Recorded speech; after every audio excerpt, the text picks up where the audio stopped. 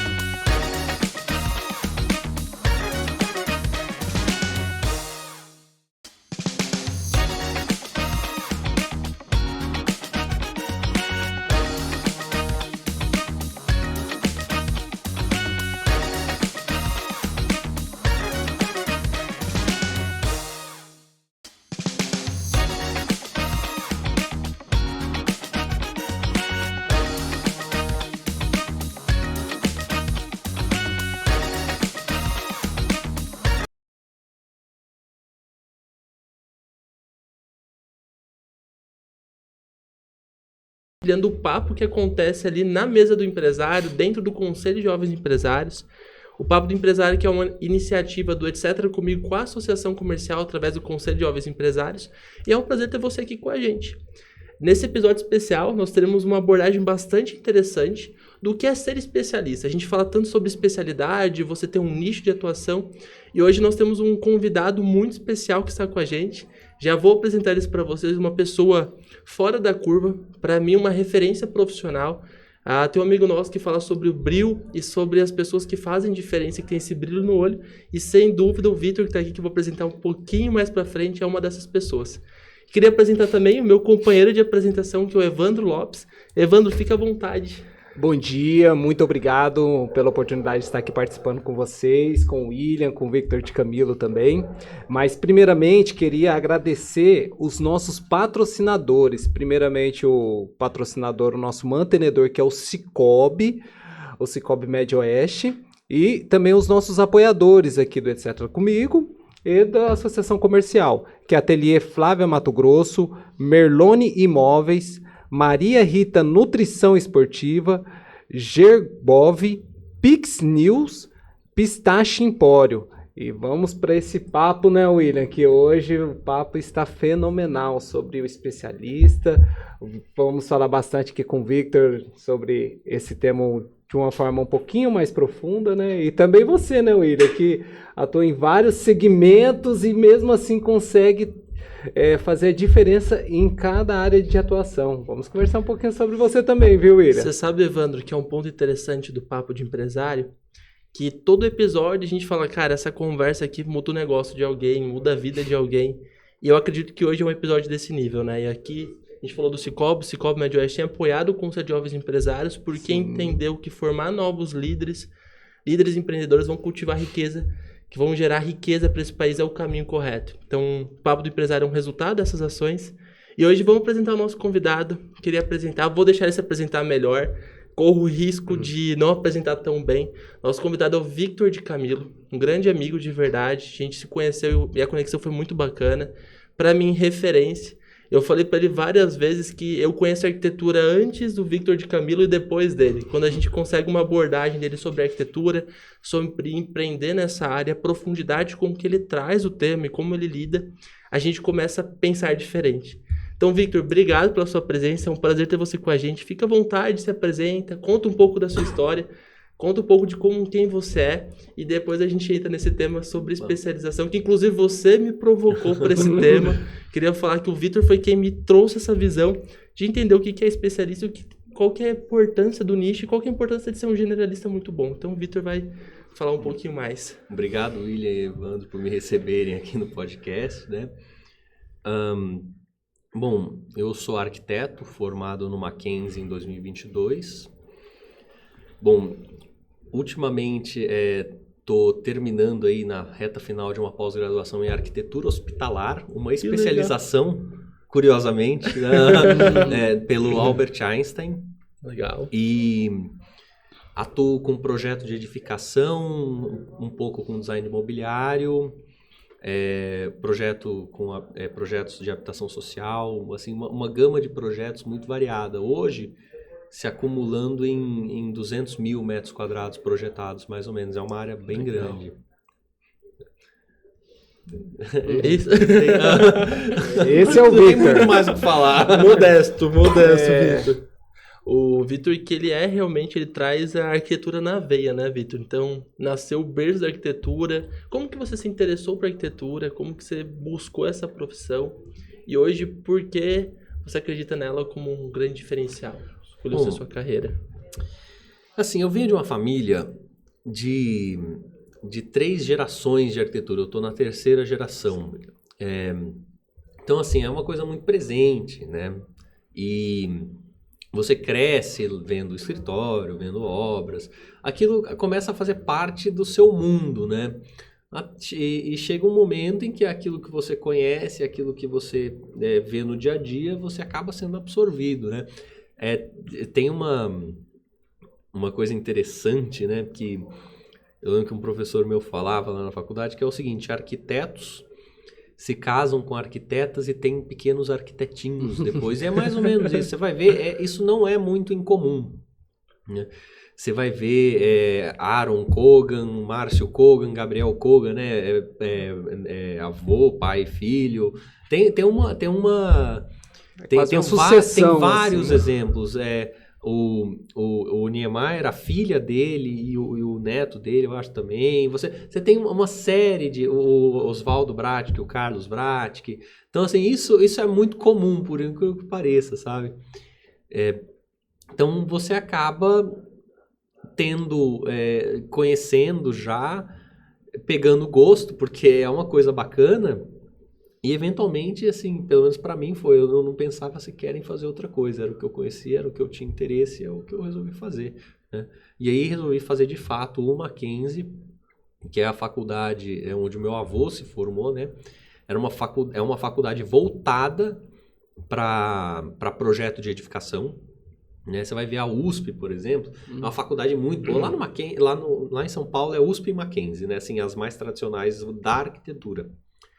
E a USP, ela tem uma gama mais diversificada, assim, porque, por exemplo, da USP sai de teórico, urbanista a músico. O Chico Buarque estudou arquitetura na USP. Caetano Veloso, não, Caetano Veloso não, desculpa, o Gilberto Gil. Caramba. Assim, então tem umas coisas, assim, muito interessantes, sabe? E vai formando teóricos, urbanistas, assim, é muito legal. Forma arquiteto de prancheta também, de projeto. Mas é mais difícil. Assim, é mais difícil sair com a quantidade que sai do Mackenzie. No Mackenzie, não. No Mackenzie é arquiteto de prancheta e acabou. Assim, é difícil sair um teórico do Mackenzie, né? Então até que você vai ver Paulo Mendes da Rocha, João Kohn, Roberto Aflalo, essa galera inteira, meu avô, toda do Mackenzie. Pedro Paulo de Melo Saraiva, Chico Petracco, todos esses, todos do Mackenzie. Então, tinha isso. Eu sabia com o que eu queria trabalhar dentro da arquitetura e era justamente com o projeto de edificação, e por isso que eu acabei indo para lá. Entendi, Vitor, mas aí desde o início da faculdade você já teve esse interesse em fazer essa especialização também na arquitetura hospitalar? Foi algo que surgiu no decorrer da faculdade ou algo que você agora... Então, a história da arquitetura hospitalar é meio curiosa, porque tem um arquiteto muito importante dentro da arquitetura, assim, que gente de fora da arquitetura não vai conhecer, é um cara muito assim... muito de dentro, assim, só quem é arquiteto vai conhecer, que é o João Filgueiras Lima. Esse cara, ele tem uma série de experiências interessantíssimas na arquitetura, tanto na arquitetura hospitalar, ele desenvolveu uma série de questões, apesar de não ser especialista. Aliás, ele que inventou a especialidade praticamente, se você for olhar a biografia dele, tem um livro lá que chama Experiência na Área da Saúde, que é isso aí. Aí tem experiências com estruturas, né? Então, no final da faculdade, já terminando, aí depois que terminou, eu li aquele livro e falei, putz, isso aqui é interessante. E qual que é o legal da arquitetura hospitalar? É uma das pouquíssimas especializações de fato que você tem dentro da área de projeto de edificação. Por quê? Porque para o projeto... Você tem uma série de normas técnicas, mas você consegue projetar tudo, assim, saindo da faculdade. Você consegue projetar uma variação de temas e tudo mais dentro do que você aprende na faculdade. Porque é aquele negócio, né? O Oswaldo Bratk, ele tem uma frase interessante. Não é que você sabe projetar tudo, você não sabe projetar tudo. Mas a sua formação, se ela for boa... ela vai te dar elementos que te permitam pesquisar coisas para chegar chegar numa solução. Então você vai estudar, né? A mesma coisa com o direito, com a medicina. Às vezes você não sabe de tudo, não está na sua cabeça, mas você tem o quê? Você tem as ferramentas necessárias para você conseguir chegar na resposta. Então você vai estudar, você vai pesquisar, ver estudos de caso, e isso vai te dar as informações necessárias para que você faça um bom trabalho. Na arquitetura hospitalar já é um pouco mais complicado, porque é o tema mais complexo dentro da arquitetura. é muito difícil de se projetar pela variação de projetos complementares, fluxogramas, o mesmo programa, e até questões de normas técnicas, né? Porque se você for pegar numa arquitetura comum, por exemplo, a NBR 9050 de acessibilidade das edificações, a 9077 de saídas de emergência em edifícios e um plano diretor da cidade, você faz um mundo com isso. Com essas três você consegue projetar muita coisa. Mas no hospital não, você tem a IRDC 50, RDC 51, que trata de projetos hospitalares, de instalações. Você já tem que ter além dos projetos complementares, você tem que também ter tem que estar muito bem alinhado com a engenharia clínica. O projeto complementar, que é os da engenharia, né, de um hospital, são muito mais complexos. Você tem IT médico, sistemas de gases, sistemas elétricos separados, ar-condicionado central. Então, isso para uma casa que você tem 3 projetos complementares, né, estrutura elétrica e hidráulica, para um hospital você tem 15, 20, é uma coisa assim surreal. Então, é um projeto assim imensamente mais complexo que qualquer outra coisa que você possa imaginar. E aí tem essa questão do desafio, né? Porque o cara que projeta o hospital, ele tem capacidade técnica de projetar qualquer outra coisa. Então, assim, o topo da técnica e do projeto. E como o meu negócio é projeto de edificação, é aquele negócio. Se eu conseguir fazer um hospital, eu faço qualquer coisa. Essa é a ideia. E esse é um ponto que você trouxe, Vitor. E quando você comentou, de fato, agora estou fazendo uma especialização. E realmente uma especialização, porque você mostra a complexidade desse item, que ele deve ser tratado como uma especialização de fato. E até entrando nesse papo de hoje, e até trazendo um pouco colocando um pouco o chapéu meio marqueteiro da agência, que a gente tem a 5/2, a gente vê hoje que especialização se tornou uma estratégia de marketing. Então, vou dar um exemplo aqui do mercado. O cara é um marqueteiro especialista em restaurantes. Um marqueteiro especialista em marcas de carro. Só que você vê os grandes publicitários, e eu não sou publicitário, sou engenheiro, administrador, então meu marketing é muito mais técnico. E a gente analisa, por exemplo, que os grandes publicitários, eles eram publicitários. E eles atendiam a marca de restaurantes, eles atendiam o carro, e já eram das grandes campanhas. E daí, nesse papo, o que é realmente a especialização, Vitor? O que você acredita que, de fato, vai contribuir? Eu preciso de um profissional especialista, ou ser especialista nisso é importante para um diferencial competitivo? Isso é engraçado aqui, você falou, olha, é um produto tão complexo que quem constrói hospital constrói qualquer coisa. É uma especialização de fato, né? É uma coisa que você vê que a pessoa que fez, ela é realmente um ponto na curva. Certo. Mas não se limita só ao hospital, né? Ela abre também. Então, como que vocês veem, eu acho que pra gente começar esse papo, a especialização, você conta também um pouco de Vitruvio, contou até a questão ali da engenharia, da arquitetura, que eram a mesma coisa, como que é o conhecimento, como que isso se aplica hoje ao empreendedorismo, né? Porque às vezes a gente está procurando, às vezes, um arquiteto, a gente procura, às vezes, alguém especialista em alguma coisa, e às vezes, talvez, o generalista poderia estar atuando melhor. Então, essa questão do especialista, essa palavra eu acho muito complicada, né? Porque, assim,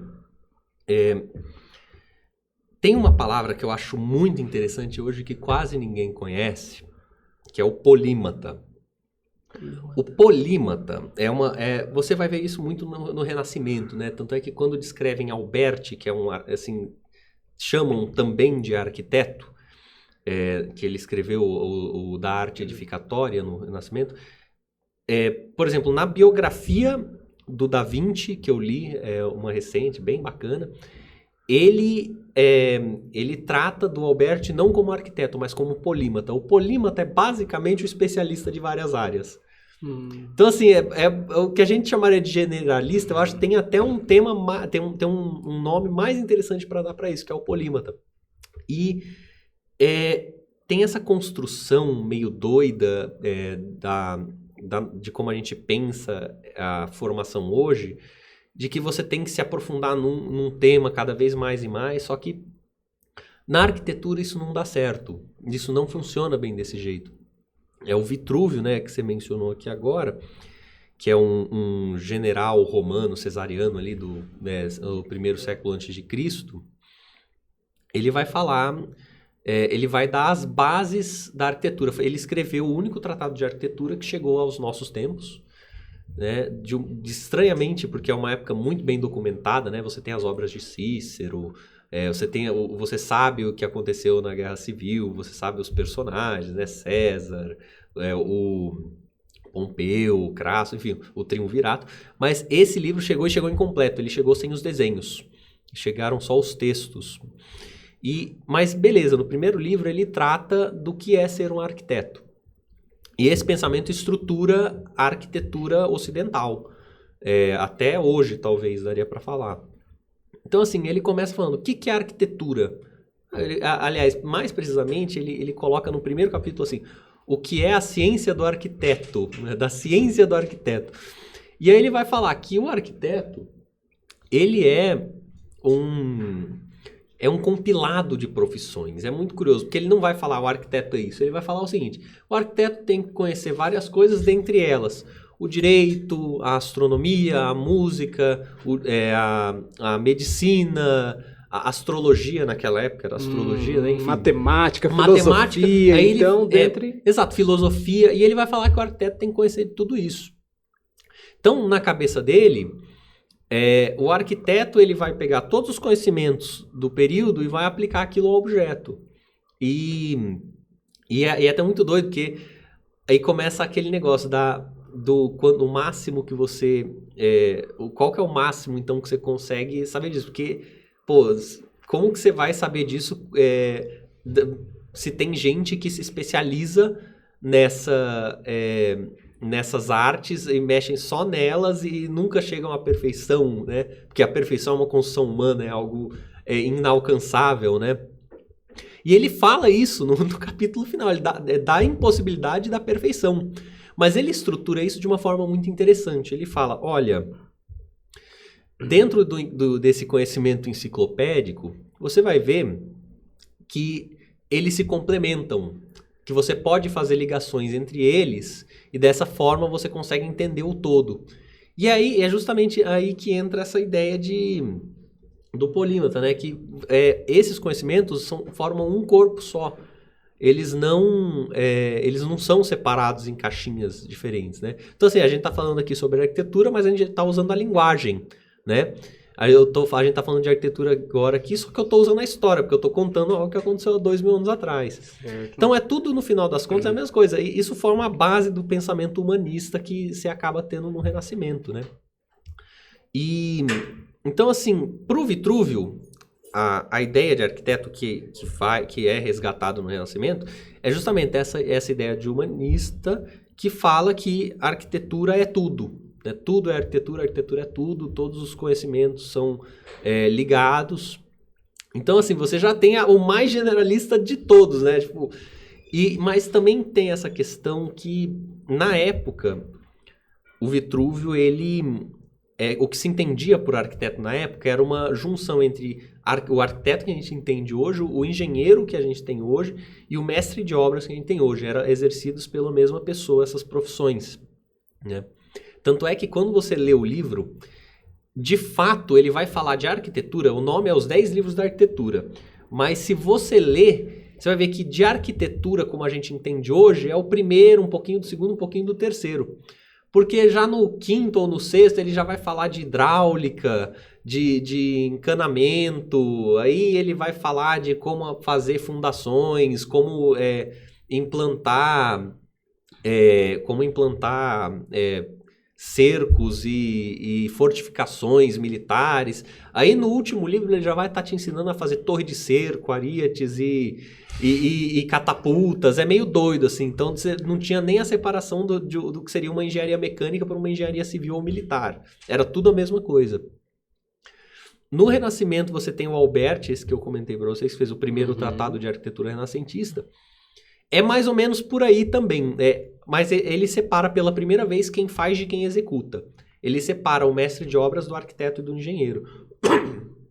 Então, ele vai fazer essa separação e vai colocar como aquela ideia do autor do Renascimento, né? Assim, não, agora a gente tem projetos com autoria, porque até a Idade Média isso não existia. Era o mestre de obras, o arquiteto, era tudo a mesma coisa e não tinha autoria. Era grande obra, era catedral, era para alcançar Deus, enfim, e não se dava importância para esse tipo de coisa. No Renascimento essa lógica muda e você tem essa formação desses autores. Por isso que a gente conhece Alberti, conhecemos o Bramante, Serlio, enfim, desse povo todo da arquitetura renascentista.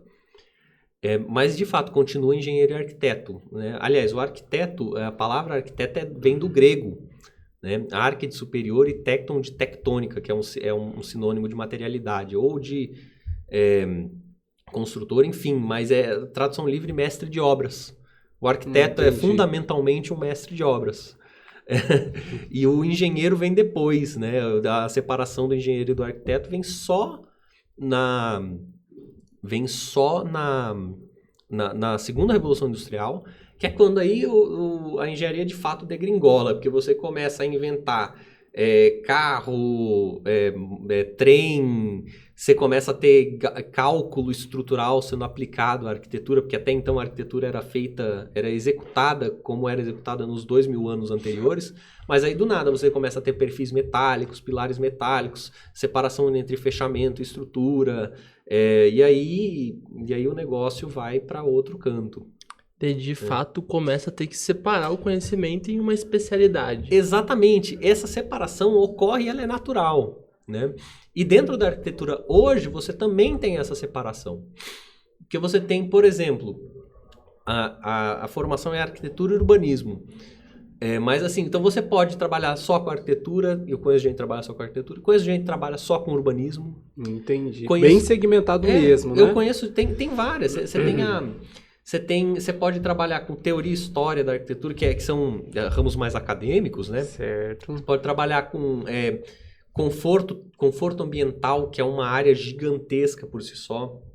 Então, assim, a gama de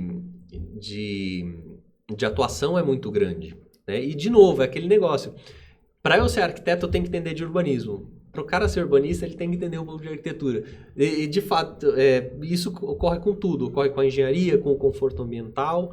E então, você não consegue se desassociar. Você não consegue só entender daquilo. Porque se você entender só de arquitetura, sem entender do urbanismo, do conforto ambiental, da engenharia, você vai ser um profissional incompleto, né? Isso tem efeitos, não é só teóricos, em termos conceituais. Não, tem consequências práticas isso, né? Certo. Ô, Vitor, pensando também sobre especialidades e subespecialidades, né? Isso também se dá, além da especialidade, ainda tem o subespecialista. O crescimento populacional, ele pediu para que, vamos dizer, ele pediu passagem para que tenha mais especialistas, subespecialistas, tendo em vista que até o 1800 o mundo habitavam-se 2 bilhões de pessoas. Hoje, estima-se em 8. Então, assim, foi um boom astronômico e falam-se em 2050 na média de 10 bilhões de pessoas. Então, isso exigiu que o mercado mesmo ele se transformasse, você acredita, assim, numa área como todo, a formar especialistas e subespecialistas daquelas áreas específicas? Então, a mesma coisa que fez a arquitetura se separar da engenharia, eu acho que fez também a população crescer, porque foram os avanços tecnológicos que permitiram com que essas duas coisas acontecessem. Que daí você começa a ter comida enlatada, pasteurizada, né? Maior estabilidade de estoque de grãos e de colheita, por exemplo, com maquinário. A estabilidade econômica hoje estabilidade em dia, econômica, né? Por exemplo, menos guerras, talvez, não sei. Mas, de fato, então, eu acho que dá para traçar essas duas coisas como consequência da segunda Revolução Industrial. Mas essa coisa da especialidade, da subespecialidade, às vezes acaba se tornando um pouco redundante. Não só na minha área. Então, por exemplo, outro dia eu vi uma coisa tão, assim, tão louca. Que assim, eu sou o cara, assim, um arquiteto, que às vezes aparece, assim, patrocinado no Instagram, né? Pra todo mundo, apareceu lá pra mim. Especialista arquiteto tal. Especialista em residências de alto padrão. Eu olhei aquilo. Que assim, primeiro de tudo, assim, o arquiteto, se ele for especialista na área de projeto, vai ser especialista em projeto de edificação. Ponto. Não interessa no quê.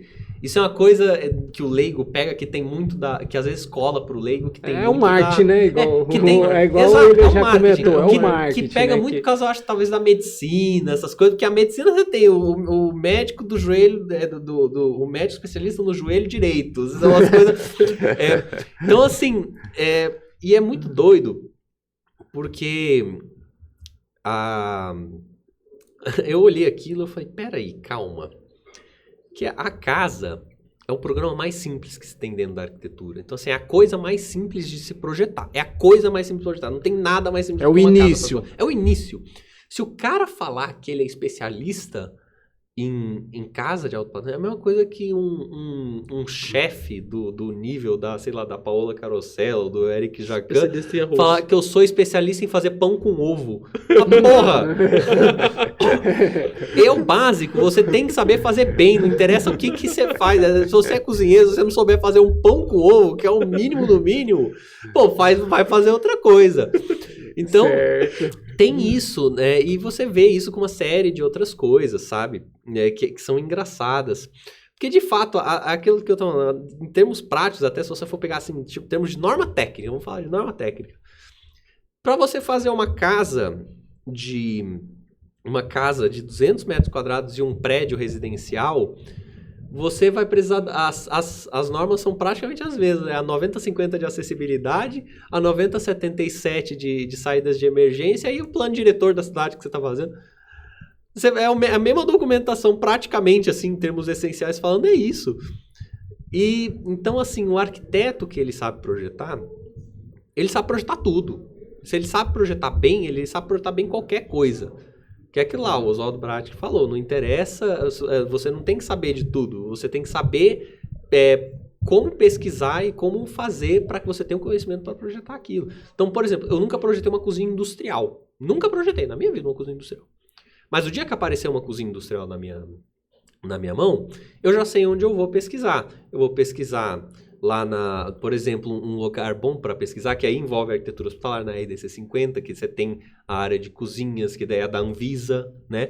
Você tem o Neufert, você tem NBS, enfim, eu não sei pesquisar, eu não sei projetar isso. Mas o dia que tiver que projetar, eu sei onde procurar e boas referências, fazer um projeto bom. Isso acontece, sabe? Então, Victor, você acredita até que quando se fala, vou procurar um subespecialista, ele tem que primeiro procurar uma pessoa que conheça dessa área, mas você diz até, tratando ali numa conversa de bastidor, nós estávamos conversando sobre especialistas e subespecialistas, falando, eu sou médico, eu sou ortopedista, sou do joelho, sou do cotovelo, enfim. Hoje em dia as pessoas elas tendem a procurar mais esse especialista ou eles procuram mais uma referência naquele assunto? Então, na arquitetura, né, olhando o caso da arquitetura, né, não dá para culpar o leigo, porque é assim que você induz, né? O leigo ele não conhece de arquitetura, ele não leu Vitruve, ele não sabe de teoria, ele não sabe de nada, não entende da parte prática. Que é especialista em pão com exato. ovo. E não é culpa dele. Se você bota um negócio na frente dele, assim, ele acaba confiando, porque ele não tem a base para... É esse que eu quero, não é esse especialista que eu quero. Então né? ele fala, tô precisando de uma casa, vou pegar um especialista, arquiteto especialista de casa. É meio assim, se eu sou da área, eu entendo que isso não tem nada a ver, mas mas quem não é da área, na cabeça dele faz sentido. Eu mesmo.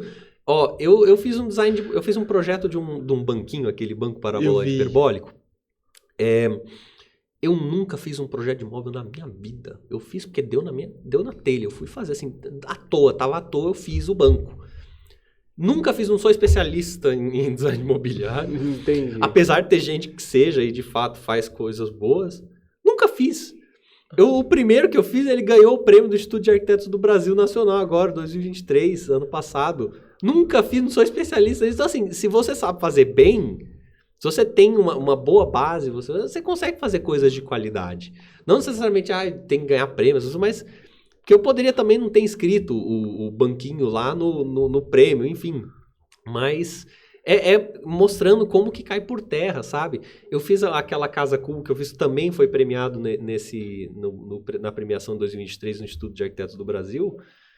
Eu não sou especialista em casa. Eu fiz lá uma casa boa, legal, pequenininha, de madeira, e ganhou o prêmio. Então, a base é fundamental. É a base. Eu acho que esse ponto, Evandro, que você falou da base, e trazendo essa ideia, eu acho que o grande culpado dessa confusão toda tá nossos amigos do marketing, né? Eu acho que eles têm um quesinho de culpa, né? Porque imagina um mercado cada vez mais concorrido. Então as pessoas querem e buscam se diferenciar no mercado. E daí surgem ali os gurus que falam do marketing de nicho. Não, você tem que ser especialista.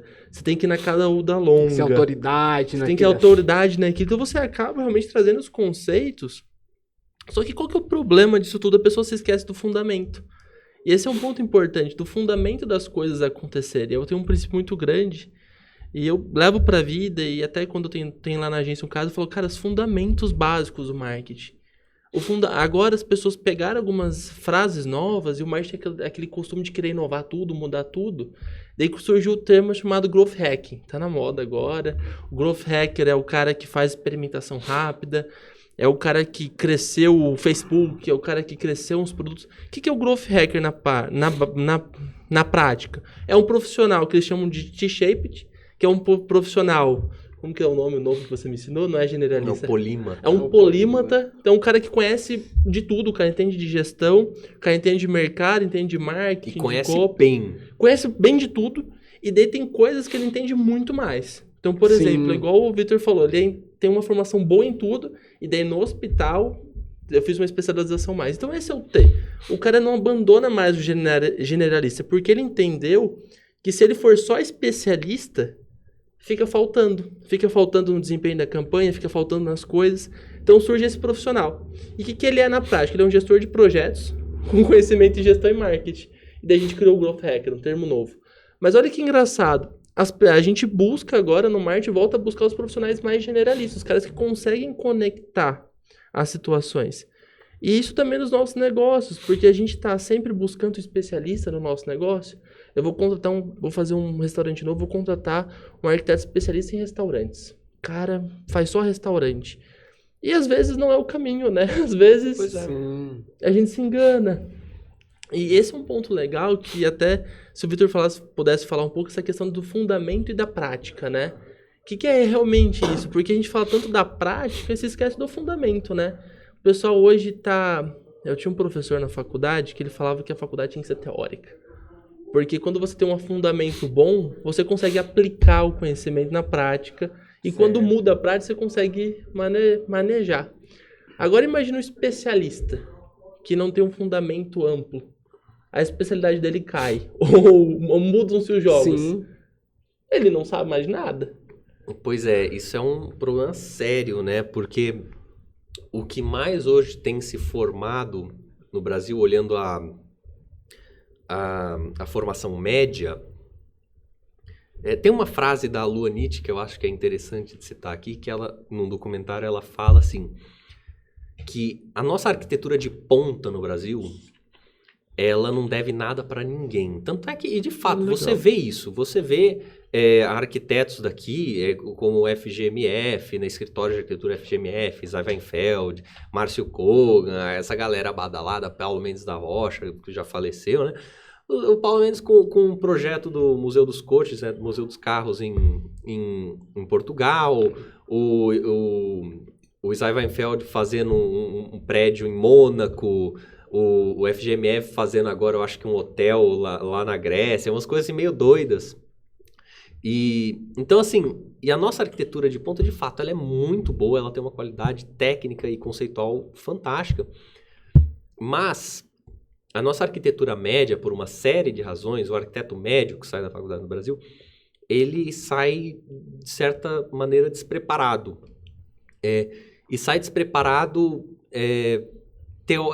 em termos de base também, aquela base teórica. Por quê? Porque é o seguinte, e aí citando Vitruvio de novo, que é um livro fenomenal, com ele você consegue ter papo para horas só com aquele livro, é impressionante. Mas ele fala também, no capítulo seguinte, aquele que eu falei da ciência do arquiteto, ele fala lá da teoria e da prática. E ele fala o seguinte, teoria, você tem que ter os dois, você tem que ter teoria e prática. Porque se você só fizer algo e não refletir, né, teoria é reflexão sobre aquilo que você está fazendo. Certo. Se você só praticar, você vai estar fazendo algo desprovido de significado.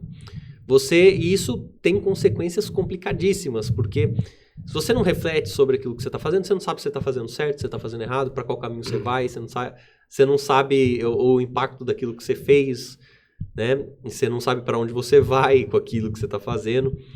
Então, é complicado. E até, assim, mais questões técnicas mesmo também, se você for olhar, se eu fizer um negócio e eu não tiver o conhecimento teórico de normas técnicas, da própria estrutura de como o edifício funciona, das leis vigentes municipais, de como estruturas trabalham, de fato, você não consegue fazer um bom trabalho. Você eventualmente pode até conseguir fazer, mas você não consegue atingir o máximo, né? Em compensação, Vitruvio também coloca o contrário, aquele que só pensa e não faz. E ele descreve isso como correr atrás de uma sombra. Porque aí você não resulta em nada. Você só pensa, mas o seu pensamento não resulta em nada. Tem que ter ação também. E é o que acontece hoje no Brasil. Você tem uma série de arquitetos que são lançados no mercado e que, por falta de teoria, eles acabam fazendo projetos que ficam aquém do que deveriam se tornar, né? Entendi. É interessante isso mesmo. A questão do fundamento, da base. Até já atendi alguns clientes que eles perguntam, principalmente clientes, igual você falou, que já não são leigos, mas experientes no meu segmento, no mercado financeiro, já fizeram a pergunta, legal, Evandro, sua empresa é de segmento de consórcios, mas você já trabalha há quanto tempo com isso? Então aí entra a base, a formação acadêmica, a especialização que eu fiz de economia e, consequentemente, já trabalhei em bancos, cooperativas. Primeiro eu tive que ter uma base, entender um pouco de cada segmento, então nesse caso eu consigo dialogar várias outras necessidades que esse cliente possa ter, mas eu vou atender ele naquilo que ele precisa, hoje em consórcio. E esse é um ponto interessante, Evandro, porque assim, você tem consórcio na sua esteira. Certo. E você tem outros produtos também para alavancar. Sim. Então assim, até por questões de mercados, por hora você pode se especializar, se mostrar especialista. Mas com conhecimento de base, você vê outras soluções que você pode indicar para o seu cliente. Com certeza, posso indicar. E hoje, as pessoas elas estão buscando mais. É igual você falou até por segmento, pelo marketing. Fala, puxa, eu vou procurar uma empresa que é especialista nessa área. Como o Victor falou, especialista em imóveis de alto padrão. Então, ele vai buscar um arquiteto e fala, puxa, eu quero construir imóvel de alto padrão. Então, vou buscar especialista nessa área. E assim, sucessivamente. Eu quero fazer um consórcio para uma alavancagem financeira, quero fazer um consórcio para uma alavancagem patrimonial. Enfim, é para consumo, investimentos. Então, aí ele vai buscar... Na verdade, a pessoa ela tem que ter base, né? Tem que ter um fundamento de saber entender também. O fundamento, né? A base... possibilita você conseguir se posicionar para o marketing num segmento. Sim, eu acredito muito nisso, William. Eu acredito muito nisso, nesse fundamento, você conseguir se posicionar e atender o seu cliente de uma maneira até sem gerar conflitos também, né? Sem gerar um conflito de interesse para você, a pessoa também que ela tem que entender até onde ela pode chegar, até onde ela fala, não, nesse ponto eu não consigo te atender, eu te indico para um outro parceiro, para um outro colega aqui de profissão, para que ele possa dar o atendimento adequado para levar uma solução necessária que você precisa nesse momento, né? Você sabe, Evandro e Vitor, quando eu abri a 5/2 na época, Eu sou de outro mercado, era do mercado de restaurantes, sou ainda do mercado de restaurantes, eu abri uma agência de marketing porque eu fazia o marketing pro meu restaurante. Falei, vou montar uma agência. Comprei uma franquia na época e essa franquia, ela era bem rígida nessa especialidade, especialista em vender mais. E daí tem a produção de conteúdo do marketing hoje que a gente fala que é super importante. E na época, no começo, quando eu estava ainda na franquia, eles não fechavam o negócio porque a gente é especialista em vender mais. Então, várias agências seguiram com esse caminho de diferenciar de especialistas em vender mais. Então, assim, cresceu esse nicho de mercado que nós somos especialistas em vendas. Então, ele criou uma especialidade. O que aconteceu nesse mercado? Percebeu-se que você não conseguia dar um resultado consistente só com venda. Você não conseguiria fazer uma casa bem estruturada para o cliente no marketing só com isso. Porque você tem a geração de conteúdo, você tem a questão da marca do cliente. Porque a marca te ajuda nas vendas. Um conteúdo bem feito facilita o processo de vendas. Então, na época, ainda na franquia, eu comecei a divulgar, mas por que a gente não faz o presença digital? Como a gente não constrói autoridade para o cliente? Não, isso aqui não é o nosso foco. Nosso foco é vendas. Nosso foco é venda, a gente é especializado nisso. Essa agência continuou, ela ainda existe, essa franquia. E esse modelo ainda existe no mercado. Esse modelo de agências especializadas em tráfego pago e venda. Só que hoje, muitos clientes que contrataram esses serviços especializados em vendas perceberam que ele é manco, ele só fica de um pé. Porque não adianta nada você ser especializado só em vender se o cliente precisa relembrar a marca, se o cliente precisa reforçar a marca. Sim. Porque se for só campanha de vendas, então a Coca-Cola não teria mais propaganda na televisão. Ou seja, não dá pra picotar em partes, né? Não dá pra picotar Você em tem que ter partes. o todo. E esse é o ponto, quando o Vitor trouxe, eu falei, cara, é verdade, o que o Vitor fala para arquitetura vale para os negócios. Sim. E eu posicionando a minha agência, então eu mudei a minha agência. Eu falei, chega, a gente não é especialista em venda, nós somos especialistas em projetos. E da gente, é o que a gente faz. E na verdade não é nem especialista, né? A base, eu acho que o marketer deveria entender de projeto. Então a gente criou o projeto, a base, fundamento, e daí o nicho a gente vai adaptando. E daí a gente usa, até falar, mas assim, explicando, a gente até usa um posicionamento ali, que a gente é especialista em varejo para alguns clientes, para venda. Daí é uma questão não de especialidade nossa, é uma questão muito mais comercial. Sim. Até porque a gente acredita que um bom profissional tem que ser, ele tem que entender de fundamentos de marketing. É claro que tem um copywriter, tem tudo, tem profissionais individuais, mas quando você fala de empresa, eu não acredito muito numa empresa que só atendo, pode ser por preferência de mercado, por facilidade de processo, que foi uma coisa que o Vitor trouxe pra gente, que às vezes você faz algumas coisas por operacional, né? Sim. Mas o profissional em si, ele tem que ter uma visão grande. Até porque a gente rouba de outros mercados, né? Uma das ideias de restaurante que eu gosto muito, eu aprendi no mercado de vestuário. E o Odilon esteve aqui na semana passada, e ele falou sobre que ele gosta muito de analisar o mercado de vestimentas para trazer para restaurante. E tem uma frase do Rony, mestre da reserva, teoricamente ele é especialista em roupa, é um restaurante, não teria como buscar. E ele falou que loja de roupa tem que ser igual, você tem que ter o tradicional, que as pessoas sempre procuram, no caso ele é camisa preta, e você tem que ter a novidade. A novidade traz o cliente, mas ele compra o tradicional. O que eu descobri no outro mercado? Falei, poxa, restaurante é assim, a gente tem que ter as tradicionais e as novidades. Então, assim, a gente pegou um que o mercado de outro especialista trouxe. Então, essa é a importância que eu acho do generalismo, do fundamento que o Vitor traz. Pois é, isso que você coloca é interessante, porque assim, como você tem o humano tem uma base de comportamentos que são parecidas, né? Você consegue estender aí aquela coisa que eu falei do Vitruvio lá, todos os conhecimentos são base de um corpo só. Você começa a ver que começa a virar verdade, é tudo né? gente, né? Então, assim, se você até olhar por um lado mais pragmático, assim, de uma gestão de um escritório de arquitetura, eu conheço casos. Por exemplo, onde o cara tira vantagem dessa coisa do especialista nisso, especialista naquilo. Olha só que interessante. É o mesmo CNPJ, o mesmo tudo. Só que aí, o que o cara faz?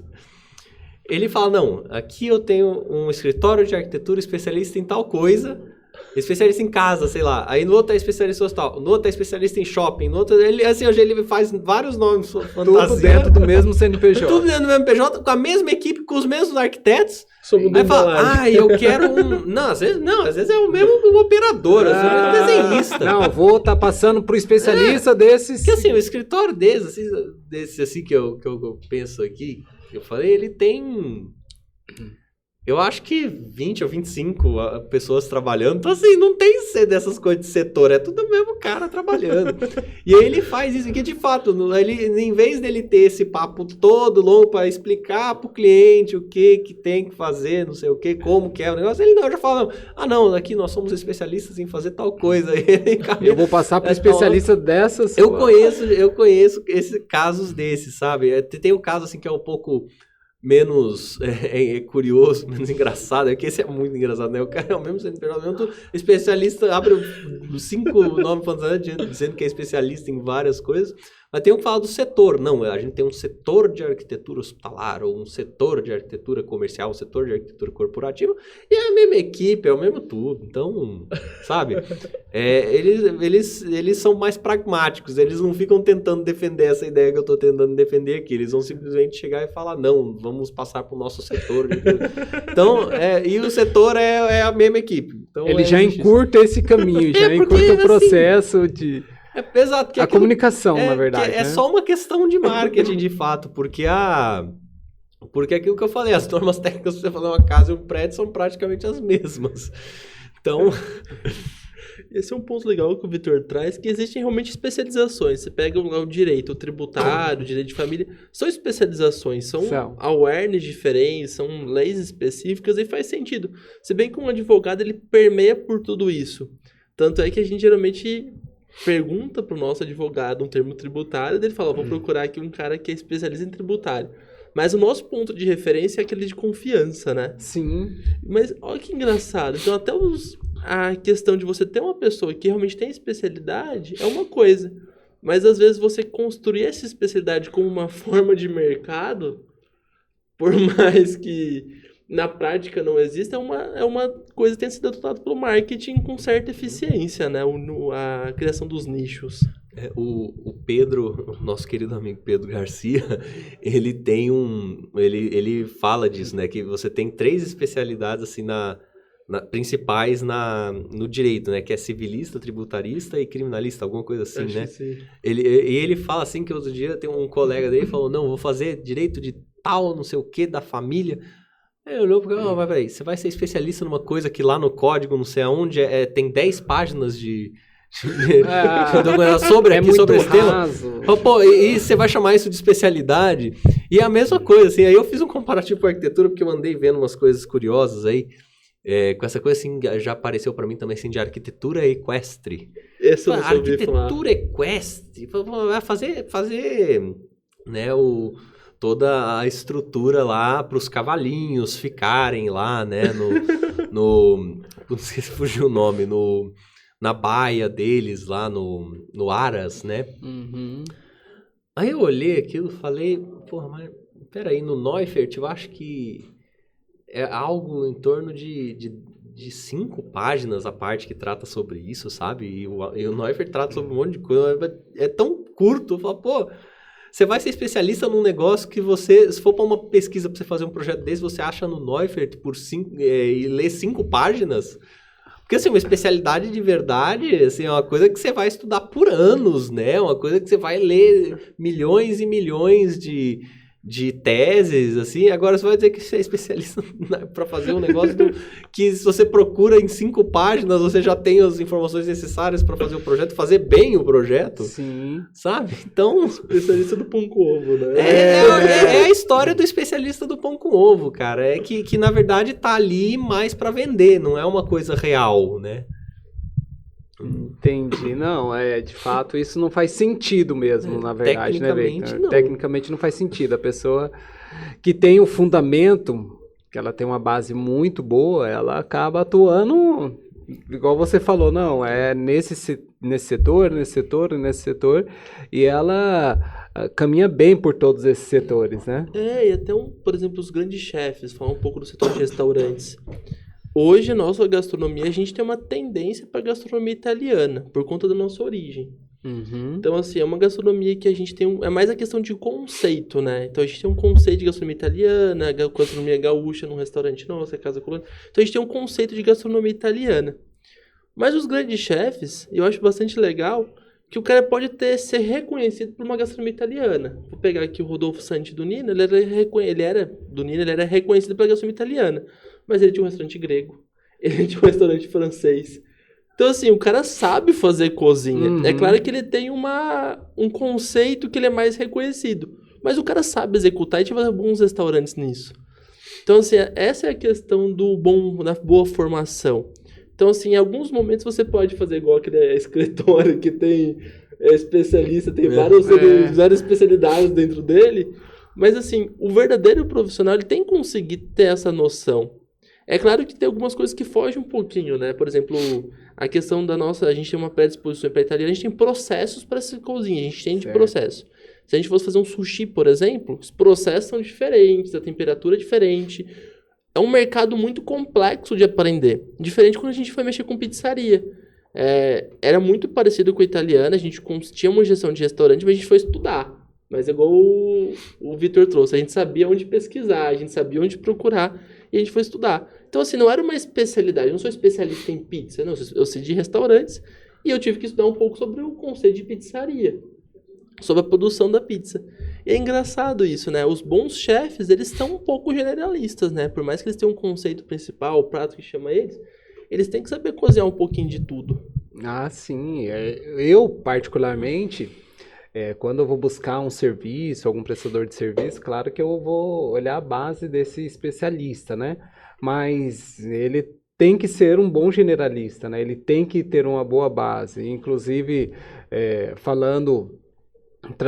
trabalhei um tempo também numa multinacional farmacêutica, então conheci vários médicos, e dentro disso, aqueles que tinham maior prestígio, inclusive, claro, hoje tem vários especialistas, subespecialistas, mas o generalista, talvez aquele médico mais antigo, até comentamos de um caso ali, né, Vitor, que um generalista talvez resolva algo que um especialista não resolva, mas não é porque ele é um generalista, é pela base que ele teve, pelo fundamento, por aquilo que ele, pela estrutura que ele tem, que ele vai conseguir atender várias áreas ali dentro do que ele se propõe a atender, né? Dentro daquele mercado que ele atua, né, Victor? Pois é, isso acaba indo extrapolando e permeando por todas as áreas do conhecimento humano. Então não dá para, como eu posso dizer, não dá para evitar isso. Eventualmente, com o avanço da sociedade, das tecnologias, vamos ter que voltar para esse modelo de conhecimento, porque senão as coisas não param de pé. Essa que é a verdade. Ele já começa do meio caminho para frente, né? Ele não começou a andar lá no início, né? A caminhada dele, ele já quer pegar um atalho e já E as coisas, elas funcionam final. no sistema, né? Não é ecossistema, nada é isolado mais. Então, o conhecimento está tudo entrelaçado. Exato. Então, se você não tiver uma noção de um pouquinho de cada coisa, acaba que você falou, vai ficar incompleto. Mas, Vitor, eu queria até puxar uma pergunta de curiosidade. E como que foi na época que você abriu o escritório?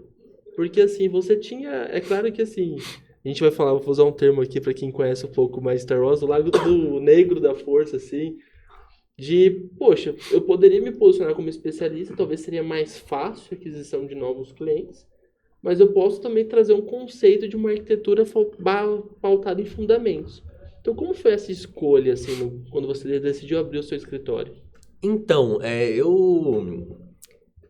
eu tenho um pouco ainda eu não sou tão pragmático assim, às vezes, né? Então, assim, porque eu poderia chegar e falar assim, sou especialista em tal coisa e já... Sou imobiliário, já fiz um banco e ganhou premiação. Não, exato. Então, assim, eu sempre procuro não fazer isso, porque eu acho que não é correto, assim, com a minha profissão, né? Em termos éticos. Mas, de fato, isso, por incrível que pareça, essa minha decisão já vai induzindo. Porque, assim... Hoje o que eu mais tenho atendido no escritório é habitação social, né? E para incorporadoras. Então, assim, eu tenho muito poucos projetos de cliente final. Talvez por não fazer esse marketing, né? Eu trabalho hoje mais com construtoras e incorporadoras, que aí sim elas estão dentro do sistema da construção civil, elas entendem o que acontece, elas já meio que sabem que essa história de especialista já começa a cair por terra. Se vier um cara falando que é especialista em casa, elas já sabem que não tem nada a ver, né? E aí elas fazem conta, elas veem resultado, né? A minha formação é muito técnica, então nesse aspecto eu tenho vantagem. Eu consigo desenvolver executivos cujos projetos complementares não têm conflito com o arquitetônico, que às vezes até saem mais baratos, né? Eu já cansei de tirar ferro de projeto, mexendo em estrutural e no arquitetônico ali para compatibilizar. Tem até uns casos meio doidos, assim, que o tanto de ferragem que eu tirei de projeto nas mudanças de executivo, pagava só o tanto de ferro que eu tirava, pagava já o projeto arquitetônico. Então, assim, é nesse nível o negócio. Então, assim, como eu sou mais técnico e menos vendedor, né, isso acaba já induzindo, sem eu até, não, acabei eventualmente percebendo, mas no momento sem perceber. E não tem nada a ver, porque assim, não é uma coisa que eu quero fazer. Claro que é um projeto muito legal, mas adoraria também fazer mais casas, fazer outros empreendimentos, adoraria. Mas o que acaba aparecendo é mais isso mesmo, sabe? Então é curioso. Acaba que esse posicionamento de crenças suas atrai um público que compreende isso. O mercado acaba se impondo, né? Não é assim, eu não vou fazer tal coisa assim e tá bom. Não, o mercado acaba jogando a demanda sobre você e te rotulando desse jeito às vezes. Tem um escritório de arquitetura lá em São Paulo, que é o Koenigsberger Vanucci. E chegou uma hora que eles ficaram, assim, receberam esse rótulo, assim. Esses caras são os caras da laje corporativa. Você fazer prédio corporativo, você faz com eles. E assim, eu acho que o Francisco falando assim, que num período de uns 15 ou 20 anos não deram um prédio residencial pra eles. Eu falo, mas a gente sabe fazer o prédio residencial, mas fica com essa pecha. E casa, então, menos ou menos. Mas uns tempos atrás, eles postaram uma casa fantástica que eles fizeram, assim, maravilhosa. A única casa que eles fizeram faz um tempo, assim, que eu vi sendo publicada, né? E a casa é maravilhosa também. Então é aquele negócio, o próprio mercado vai impondo isso em você. Vai te posicionando, te colocando um nicho, né? Exatamente. Então acontece, sabe? O mercado que escolheu que ele atendesse esse público, não ele que acabou atendendo. Acaba acontecendo, né? Isso aconteceu com o João Filgueiras Lima, tá acontecendo, enfim. É engraçado essa questão do mercado, que o mercado é o nosso grande patrão, digamos assim. Ontem a gente teve um empresário, que é o Rogério, que inclusive esteve no podcast aqui com a gente, e ele é um empresário muito serial, porque ele tem negócios de tecnologia, de aceleração, ele tem um negócio de saúde, já mexeu com amendoim, então assim, é um empresário de várias frentes. E ele falou uma coisa que é legal sobre o mercado. Ele falou que tinha alguns negócios que ele amava o projeto, mas o mercado não gostava muito da ideia dele, não. É o que vários políticos até falam, né? O mercado, enfim, né? O mercado que acaba ditando as regras, ele dita as regras, mas você percebe como o posicionamento é importante, né? Que o posicionamento do Vitor construiu essa autoridade com ele.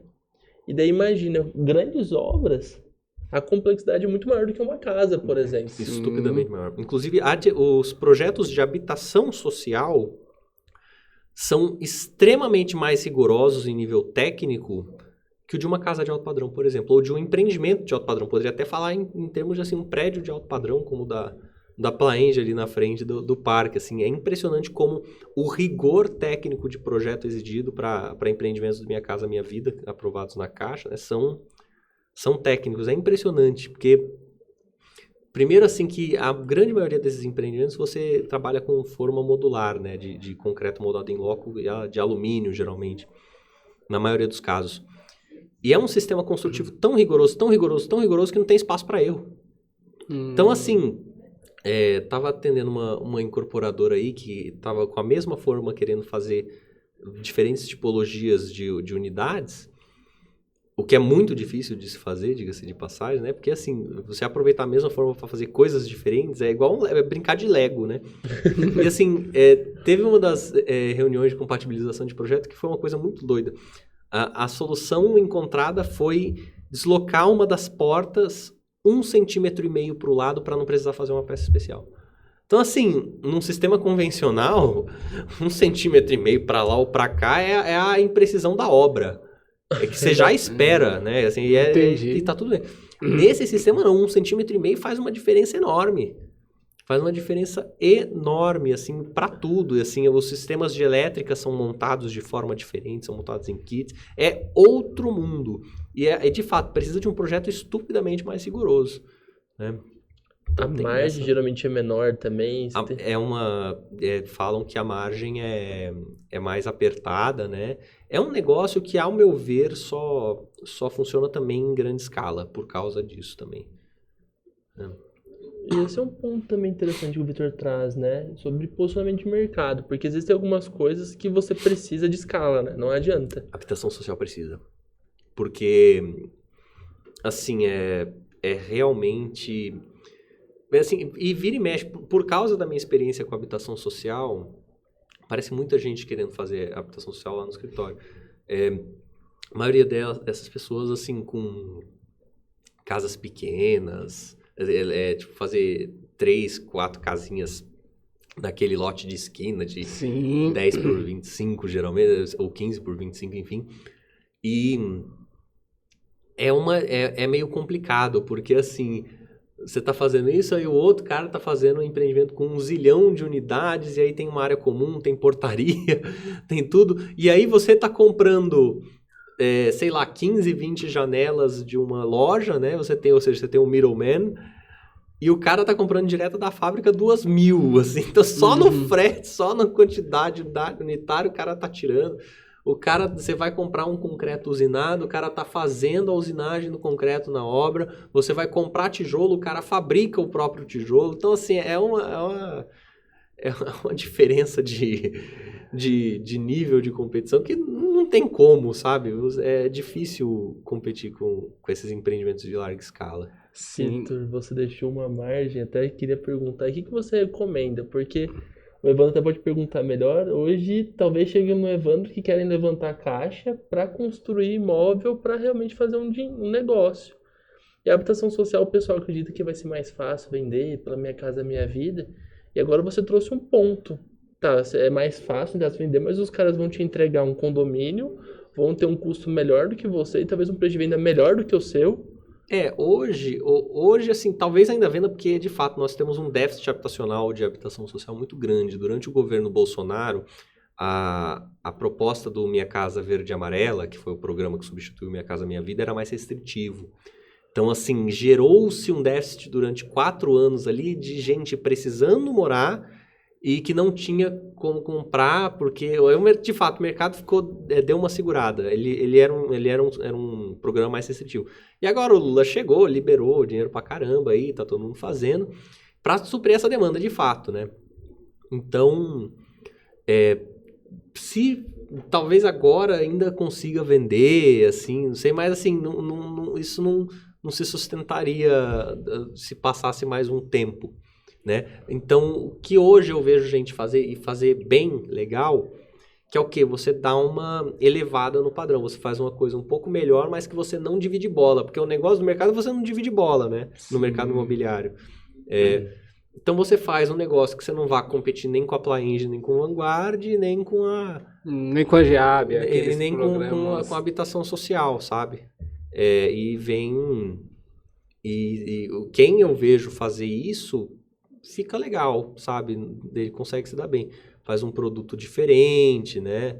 Porque se você hoje fizer um apartamento, por exemplo, edifício de apartamento de 120, sei lá, metros quadrados, você vai bater de frente com a Plaenge ou com a Vanguard, sabe? Então, assim, não que aí já é uma história diferente, né? Eu tô falando como arquiteto do que eu vejo os incorporadores no escritório comentando, né? Assim, que a ideia é justamente essa, você lançar um produto que você consiga vender bem sem dividir bola com o outro, sabe?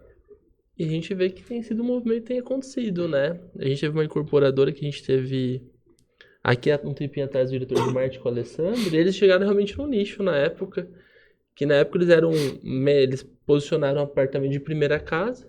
Quando eles lançaram, eles tinham um preço super competitivo, num posicionamento que, por exemplo, o pessoal tinha o MRV, eles pegaram um público acima do MRV, subiram a escada, entregaram um conceito de luxo acessível, que foi a Joy, e dispararam nas vendas, né? Então foi um ponto realmente que você falou, não dividir bola. Sim, ele não dividiu tá bola nem com MRV, nem com Vanguard, né?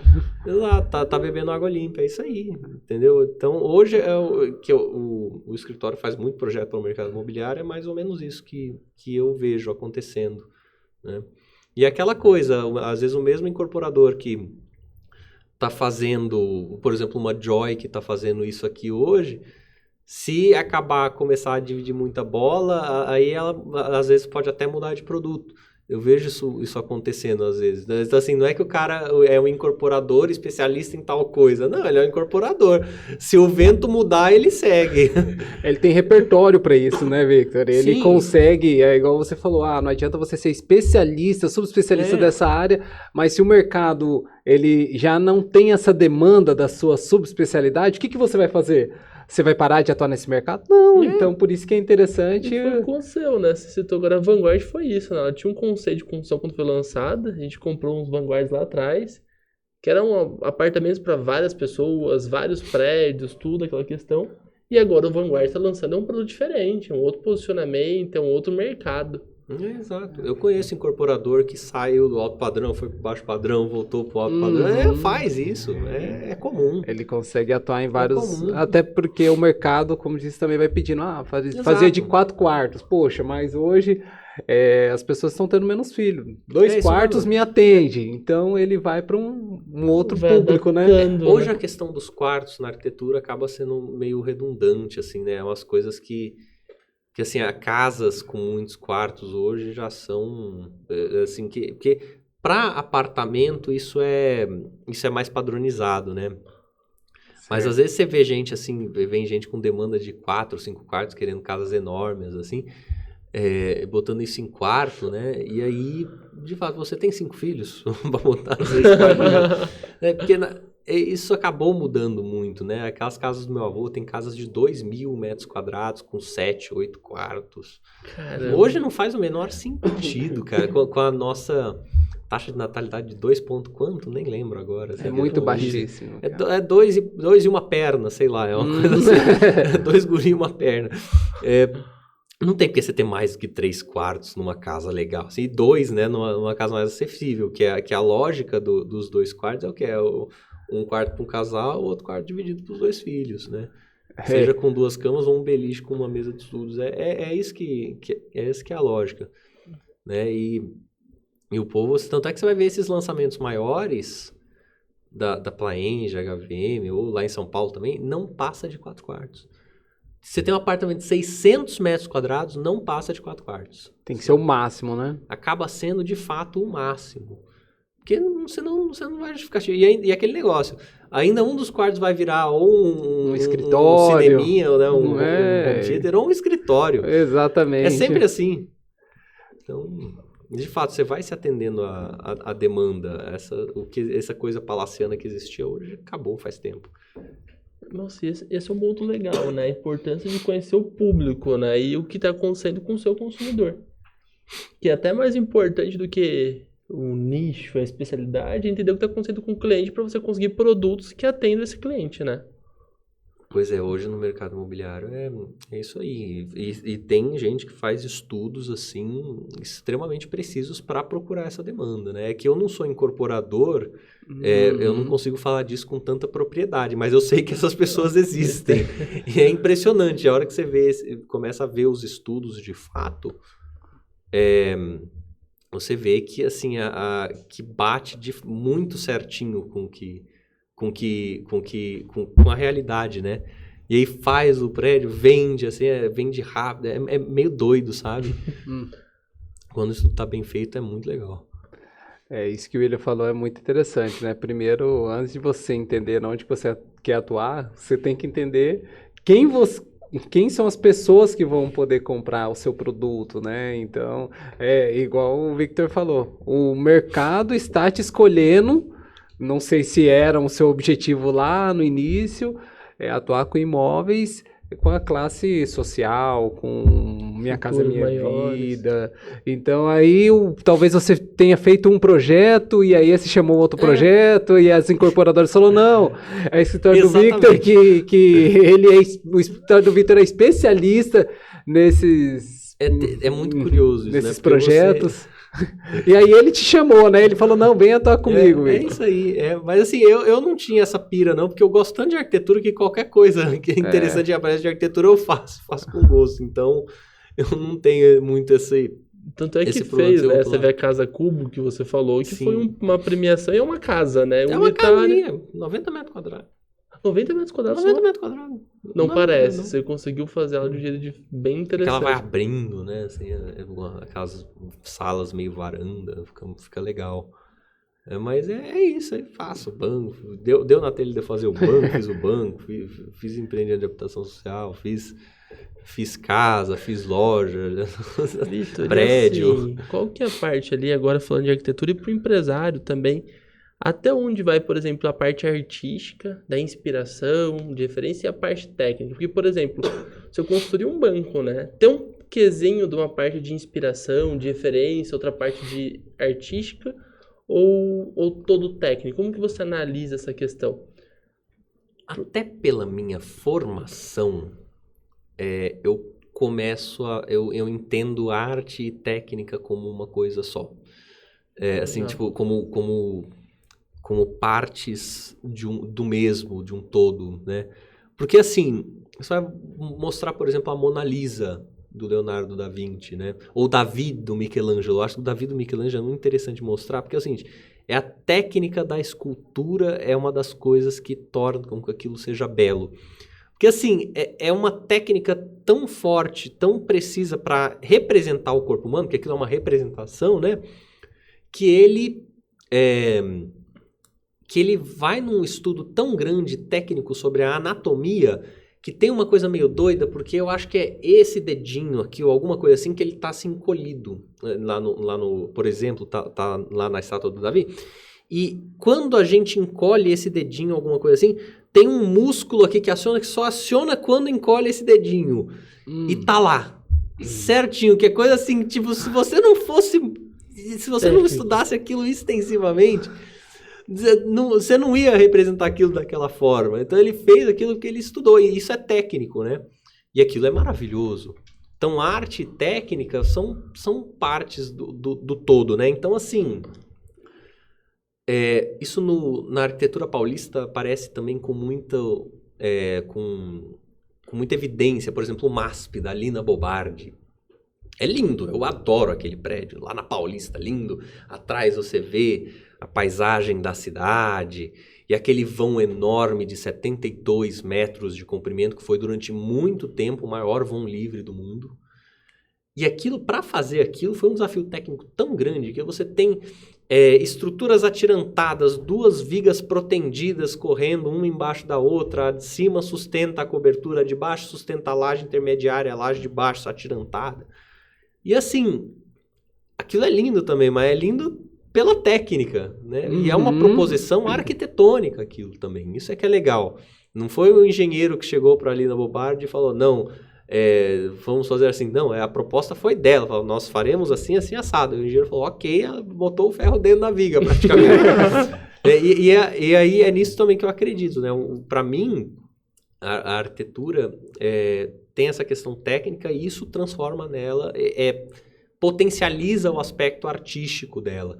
Então, assim, a hora que eu faço um projeto, que eu fecho o projeto, que ele está muito bem implantado, que ele levou em consideração a questão do sol, dos ventos, da topografia, do entorno dele, as questões construtivas, como ele vai ser edificado, quais os processos de construção, porque às vezes não é só o material que interessa também como você vai construir ele. Então, assim, se for um lote muito apertado, você não tem um lote de apoio, talvez seja interessante utilizar sistemas pré-fabricados. Você pode fazer o concreto moldado em loco e pode fazer o concreto pré-fabricado. É concreto do mesmo jeito, mas a forma de se construir muda. Assim, quando você leva todas essas questões em consideração e você faz um projeto redondinho, que o engenheiro depois que vai fazer o projeto complementar olha e fala, nossa, tá redondo, eu consigo fazer o meu projeto com excelência aqui, eu não preciso mudar nada, tá tudo contemplado, a gente consegue chegar no mínimo de custo, o elétrico a mesma coisa, o hidráulico a mesma coisa, e aí isso chega na mão do engenheiro para construir, ele fala, puta, isso aqui dá para construir muito bem, de uma forma muito conveniente. Pô, isso também é arte, né? E de fato, se você for olhar esses tratados da arquitetura renascentista e o clássico, né, do Vitruvio, é aquilo ali. Ele vai tratar no primeiro, segundo, terceiro livro de aspectos teóricos, assim, conceituais, e depois ele vai te ensinar a fazer uma parede de pedra, vai te ensinar a fazer uma fundação, vai te ensinar a fazer um encanamento do aqueduto romano. Então, é a mesma coisa e faz parte do mesmo objeto. São dois lados do mesmo objeto, que no caso é a edificação aqui, quem está tratando. Você sabe, Vitor, que você acabou de dar a resposta para os marqueteiros do pessoal que quer produzir conteúdo, o pessoal que fala, eu tô sem ideia, eles acham que é uma coisa muito artística, mas você é o técnico. Sim. Vai entender o fundamento, vai entender como se estrutura, vai entender como que você forma uma pesquisa de um projeto, que a ideia vem, né? Ali está a resposta, ali está a resposta da sua inspiração que você busca, né? É a técnica com a arte, é uma coisa que às vezes a gente não toca. Não, é praticamente a mesma coisa, assim, né? É que essa visão da arte, assim, do criativo, é muito complicado, porque é uma visão, na verdade, é uma ideia meio construída e teve uma galera que ajudou a construir isso aí, o Niemeyer, que é a nossa estrela da arquitetura brasileira, é um desses, né? Porque, na verdade, ele chegava e ele fazia com que tudo parecesse tão fácil e tão baseado na inspiração. Então, ele chegava lá, como é que ele falava da coluna do Palácio da Alvorada, que ele fazia assim, ele desenhava uma coluna jônica, que é clássica, né? Fazia um xizinho, falava, essa não. Aí ele desenhava o Pilotis do Le Corbusier, já o funcionalista, né? Pós-Revolução Industrial. Ele fazia outro xizinho, falava, esse aqui também não. Aí ele desenhava aquela coluna maravilhosa do Palácio da Alvorada, né? Que fazia aquele gesto assim, né? Que era toda pontiaguda para os lados, só toca só em um ponto na laje, um ponto no chão. Aí ele fazia essa sim, ele fazia um cheque nela. E assim, pô, se você começar a induzir esse pensamento como sendo assim, tipo, do artista místico que cria, assim, né? Você começa a deturpar um pouco as coisas, porque não é assim na realidade. Isso é mais marketing mesmo. Do que uma inspiração. Aquela coisa... Não, o Copan. A do Copan com o Niemeyer é terrível, porque o Niemeyer falava assim, não, o Copan... Pensei nas curvas da mulher brasileira para fazer o Copan. Cara, conversa, porque se você for olhar o lote do Copan, o lote é em formato de S. O lote é mais ou menos aquilo ali. Ele fez aquilo ali porque é o único formato que cabia. Claro que você podia fazer outras variações, mas essencialmente aquilo. E aí ele vende aquilo. Ele já sabia vender, né? Ele sabia vender muito. Ele colocou marketing. O Niemeyer sabia muito bem vender o peixe dele. Mas assim, tem um trabalho técnico por trás que eu acho que talvez tenha sido um erro dele, talvez não apresentar, mas enfim, eu não sou ele, eu não posso julgar. Como o próprio Niemeyer diria, né? Ele fala, ele fala assim, sempre que perguntavam para ele de um projeto de alguém, e ele não gostava muito, ele fala assim, bom, eu faria de uma forma diferente, mas ele deve ter tido suas razões para fazer como fez. Então, assim, é isso, sabe? E tem muito estudo, muito suor por trás dessa inspiração. Você sabe que um publicitário que eu gosto muito, falando de fundamento, é o Ogilvy. Ele foi quem ficou conhecido pela propaganda do Marlboro, algumas propagandas icônicas. Ele foi o grande criador dessas campanhas. E duas coisas que você falou aqui que eu acho importante na gestão. Ele falou que tinham tantas agências de publicidade boas igual as deles, na época dele. Só que ele era o que mais sabia vender. E a segunda ponto que ele falava era que nem toda campanha bonita era melhor para as vendas do cliente. Então esse é um Sim. ponto, né? Muito pouco. Nem toda essa questão de, igual você falou, de criatividade e tal, é o que realmente precisaria ser feito, né? É questão de você olhar objetivamente aquilo ali e propor uma solução baseado nos dados que você tem, né? Enfim, não que, detalhe, tá? Não que a inspiração não exista, tá? Porque, de fato, às vezes acontece isso. Sim. O banco parabólico hiperbólico foi um caso desse. Foi uma inspiração. Porque assim, eu tinha todo o pacote técnico para fazer aquilo ali, mas calhou de um dia eu ter um pensamento assim. Do nada, eu falei, pô, paraboloide hiperbólico. Quem estuda cálculo vai saber disso. Você tem nessa geometria hiperbólica, você tem lá no meio que é o ponto de Sela, né? Que é a origem, que é onde você tem poderia chamar das derivadas parciais são igual a zero, não sei. Enfim, mas o nome disso é ponto de Sela. Eu, na minha cabeça, Sela, ponto de Sela, batata Pringles, é o paraboloide hiperbólico é o formato da batata Pringles. Sela de montaria, né? Os peão ali no Pantanal, não sei. Banco, lugar de sentar, paraboloide. Pô, peraí. Tem alguma coisa. Então, assim, às vezes culmina. E A aí, referência, a só que- inspiração interna. Exato. Então, assim, às vezes você tem a inspiração, só que essa inspiração, se ela não tiver um embasamento técnico, também não adianta de nada. Só que aí foi engraçado, né? Porque daí eu falei, poxa, é uma lógica muito óbvia. Alguém já deve ter pensado nisso, né? Aí eu fui pesquisar no Google e ninguém tinha pensado. Eu falei, não, se ninguém pensou, eu vou fazer. Então, agora... Mas a sua inspiração veio de uma base técnica e depois você coloca na prática, Eu né? tenho um professor, Nelson Dupré, ele é o autor do projeto da Sala São Paulo, que é uma das 10 melhores salas de concerto do mundo. E ele fala uma coisa que é impressionante. Porque é verdade, e não tem como fugir disso. Um arquiteto só é tão bom quanto o seu repertório. Quanto o seu repertório. E aí, você pode extrapolar isso para qualquer coisa. Qualquer segmento, né? Qualquer segmento, mercado, no seu segmento. área, né? Se você não tiver repertório, você está ferrado. Sim. Então, assim, é repertório. Porque a inspiração, ela pode, às vezes, até vir como vem, de fato. Eu reconheço que existe. Só que se você depender só disso, você tá ferrado, porque ela não vem o tempo todo e com consistência. Agora, o repertório te dá consistência. O primeiro projeto que eu fiz, de uma sede de fazenda pro meu tio, pra você ter noção, eu ainda tava até na faculdade, eu não sei nem se eu podia estar falando disso, porque é legal da profissão. Mas assim, segundo ano de faculdade, era um projeto muito interessante, né? Era um topo de morro, e era bem uma pontinha, e as curvas de nível faziam arcos, né, descendo. Era um platô, e aí caía isso aí dessa forma. E tinha uma vista linda de ponta a ponta da fazenda, da propriedade rural. Com os açudes lá embaixo, lindo, assim, fantástico. E aí, eu fiz o projeto, ficou muito legal. E a ideia era essa, você, para evitar mexer na topografia, faz a casa em arco, com a vista atrás, né? Voltando os ambientes para a vista. E eu perdi muito tempo fazendo aquela casa para chegar naquela solução. É uma boa solução, eu gosto daquele projeto até hoje, acho um projeto muito legal.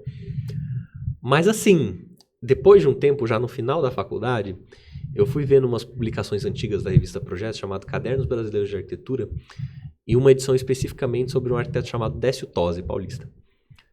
Eu lendo lá, pô, muito legal isso aqui, né? Aí eu viro uma página, aparece lá, projeto Fazenda Veneza.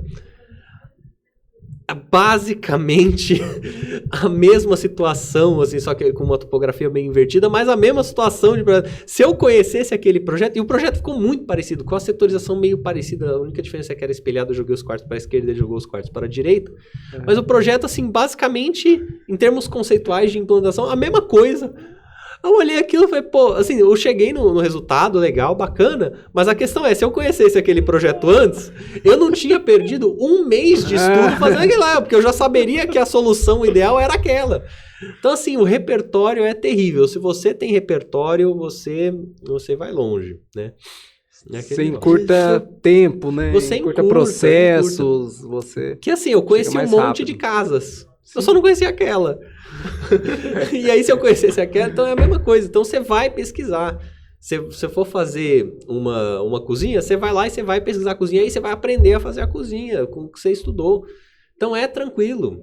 Por isso que eu tô falando que você consegue consegue fazer projetos diferentes, mesmo nunca ter feito um antes na vida. Por quê? Porque esse repertório você vai adquirir. E repertório se adquire rápido. Tem essa, né? Repertório se adquire rápido. Legal. Você consegue sempre estar estudando e pesquisando coisas novas. Isso que eu ia perguntar, como que esse processo de repertório? Você tira um tempo do dia para ver ideias ou você se provoca para algumas coisas diferentes? Eu tenho muitos livros de arquitetura e eu só leio coisas de arquitetura, né? E aí eu vou comprando, por exemplo, eu voltei de São Paulo ontem, né? Eu voltei de São Paulo ontem e eu tava na livraria da Vila ali e aí eu vi uma publicaçãozinha interessante falando sobre arquitetura logística industrial e aeroportuária. Eu olhei e falei, pô, legal isso aqui, hein? Vou pegar, vou ler. Eu comprei. vim lendo no avião. Então, assim, eu sou meio curioso. Vai aparecendo que eu gosto de arquitetura, independente do que seja, eu gosto de tudo. Eu tenho livros lá Eu tenho livros teóricos lá na minha biblioteca por uma arquitetura do Le Corbusier, da arte edificatória do Alberti, o 10 livros de arquitetura do Vitrúvio. Tenho livros sobre urbanismo, tenho Jane Jacobs, tenho a história da cidade, tenho Kevin Lynch. Eu tenho livros de análises de projeto, né, esse é um deles, né, por exemplo. Tenho livros de obras completas de arquitetos, né, como Richard Meier, por exemplo, arquitetura californiana. Eu tenho livros técnicos de descrição de detalhamento de projeto, né? Então, assim, você vai pegando de cada área um pouco e vai compilando aquilo na sua cabeça e vai, né? E vai criando E vai criando. E aí é legal, porque, assim, por exemplo, você vai ver esse livro de detalhamento que eu tenho, que é um livro de detalhamento de projetos no exterior, assim, em sua grande maioria. Então, ele vai pegar lá uma casa do Richard Meier, o projeto lá do Diller Scofidio, um outro do Rem Koolhaas, um da Zaha Hadid, e assim, são coisas que você nunca vai ver aqui no Brasil hoje, né, a forma de detalhar. Mas, eventualmente, daqui a 20 anos, essas tecnologias chegam, pronto, você já está sabendo detalhar o projeto conforme você precisa. Você está pronto, né? Exato. Então, o negócio é você estar pronto para quando aparecer as oportunidades. Se você sempre for estudando um pouquinho, sempre assim, um pouquinho a cada dia ou a cada semana, pegando uma coisa diferente, porra, num ano, você vai ver o tanto de coisa que você leu, assim, é monstruoso. Então, assim, dá pra você... Por isso que eu falo, que você adquirir repertório, você adquire repertório rápido. Pô, você pega uma faculdade na arquitetura, pelo menos, 5 anos... Olha o tanto de coisa que você aprende na faculdade, cara. E são 5 anos, é um tempo relativamente curto. Uma pós-graduação, onde você se especializa em alguma coisa ou vai estudar um tema específico, são 2 ou 3 anos. Sim. Olha o tanto de repertório que você adquire. Então, assim, por isso que eu tô falando, se for para fazer uma coisa simples que não tenha tantas especificidades, como, por exemplo, no meu caso, a tal da arquitetura hospitalar, você pega esse repertório rápido, você separa 2 semanas para estudar uma cozinha industrial, ou sei lá, um galpão logístico, você faz. Porque hoje, por exemplo, não tem especialização de arquitetura logística, nem de arquitetura aeroportuária. Tem especialização de gestão aeroportuária, mas não é específico para arquitetura.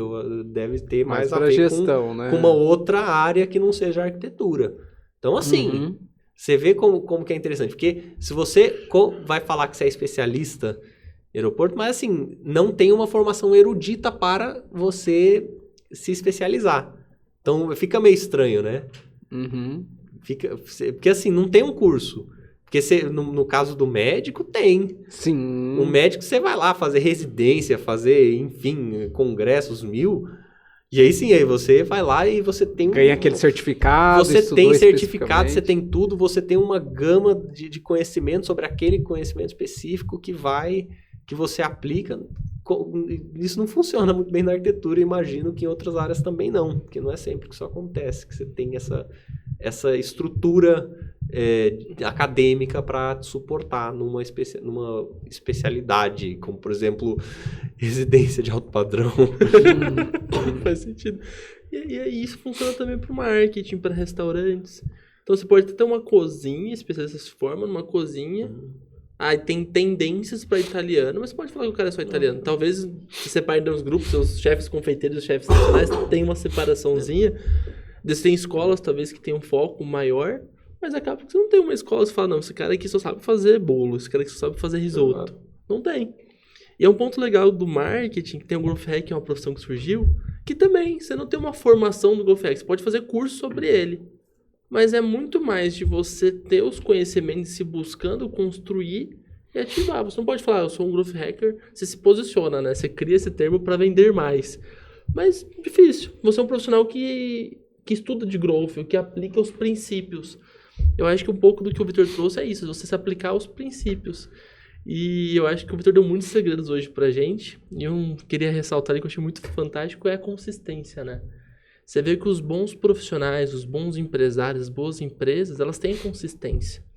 E uma consistência está sempre aprendendo. Você sabe que é um ponto que eu vejo nos negócios que duram, que eles estão sempre aprendendo, eles estão sempre trazendo coisas diferentes, porque eles estão sempre criando repertório, né? E talvez hoje um dos grandes aprendizados, vários aprendizados, mas um que a gente pode trazer também, é a importância do repertório para o empreendedor. A importância do repertório para o profissional.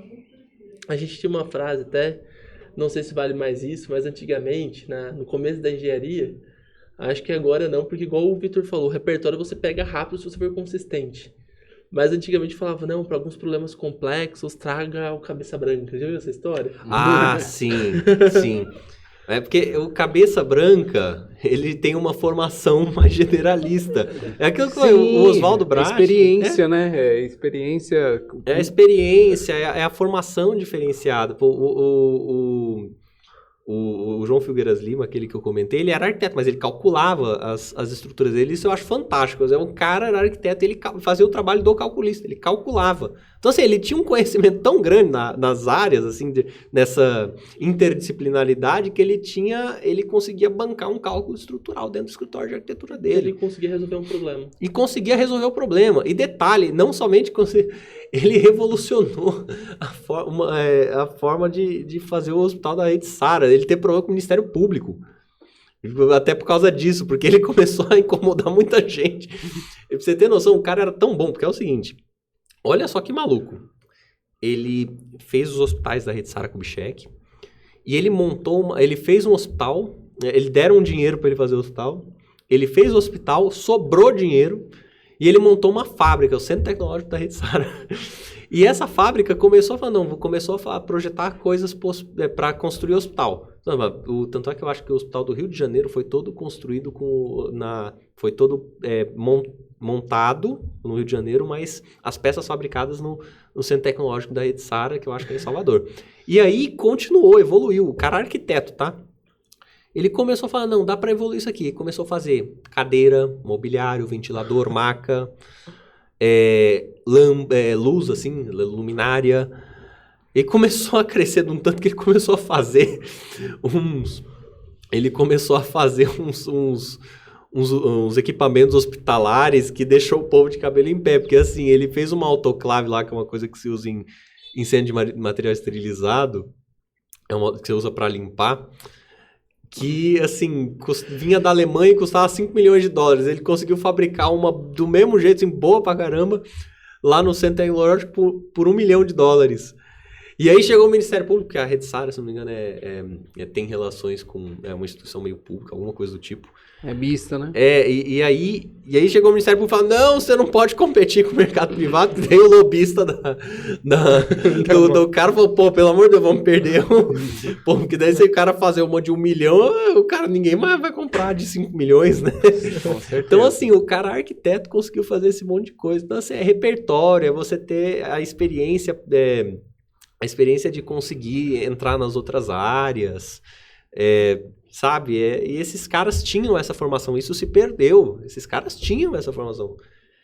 O Oswaldo Brat também, engenheiro arquiteto, construía aí, projetava e construía. Você vai por essas áreas assim, o ganho é muito grande quando você tem essa interdisciplinaridade. Tem um exemplo que você falou legal, que você falou que você estudou cálculo, né? Você falou... Eu estudei cálculo, eu até hoje eu dou pescoçada, assim, nesse tema, que eu acho muito curioso, aquelas transformadas não lineares, Laplace, Fourier, análise complexa. Claro que assim, eu entendo muito pouco, né? Eu vou de curioso. Mas eu estudei de fato isso no final do ensino médio e no início da faculdade, isso ajuda muito. Isso ajuda muito e, assim, é uma coisa, assim, que, cara, ajuda você com algumas coisas de lógica, assim, pra vida. Porque aí você tá analisando algum gráfico, alguma coisa, mas aí você lembra, pô, a integral é a área debaixo da curva, então eu consigo calcular algumas coisas diferentes, você já começa a ter você sabe com a derivada, você já... Então, assim, são noções básicas que te ajudam muito, isso é muito legal. Isso é muito bacana, te ajuda na arquitetura, porque isso é um erro, né? Puta, gente... Isso é complicado na arquitetura, cara. A faculdade hoje, ela ensina a resistência dos materiais sem ensinar cálculo antes. Na faculdade de arquitetura tiraram cálculo do currículo. Então, assim, é terrível, porque a professora chega lá, mostra os esforços na viga, fala... Esse x vai virar x ao quadrado sobre 2. Aí os alunos começam a arrancar a cabeça. Da onde surgiu esse sobre 2? Por que tá ao quadrado? Não, é uma integração de polinômio, né? Assim, porque eu já sabia o que era aquilo ali, tava tudo certo. Mas a menina do meu lado tava chorando, já não entendendo nada, assim, desespero. Então, assim, pô, como é que você mantém uma matéria que é necessário você estudar cálculo pra entender e tira o cálculo? Aí depois é pior, porque daí essa é a cortante, né? Você integra uma vez. Aí você tem que pegar a integra de novo para chegar no momento fletor. Aí vira x ao cubo sobre 6. Pô, o que aconteceu, né? Pô, x ao cubo sobre 6, aí a menina já desmaia. Já chora, aí a professora... Nossa, é uma loucura. E é complicado para a professora. Eu lembro até que a professora que eu tive era complicado para explicar. Porque assim, se tivesse calculando, você fala, não, você só integra. Mas não, ela teve que dar uma puta de uma volta para explicar o porquê que era essa coisa sobre muito mais complexo, sabe? Então, isso é uma coisa que eu tive um outro professor que falava para mim, que de fato é muito importante. Arquiteto tem que saber fazer conta. Arquiteto não sabe fazer conta, arquiteto tem que saber fazer conta. E isso gera muito problema. Isso dá muito problema. Porque isso vai impactar na qualidade do quantitativo que o arquiteto vai fazer, vai impactar em uma série de outras coisas, em modulações, até mesmo assim, se for olhar no lado da gestão do escritório, até no preço que o cara vai dar. Que eu conheço gente que às vezes dá o preço assim, chutando, sem fazer o levantamento de custos que o cara vai ter no projeto.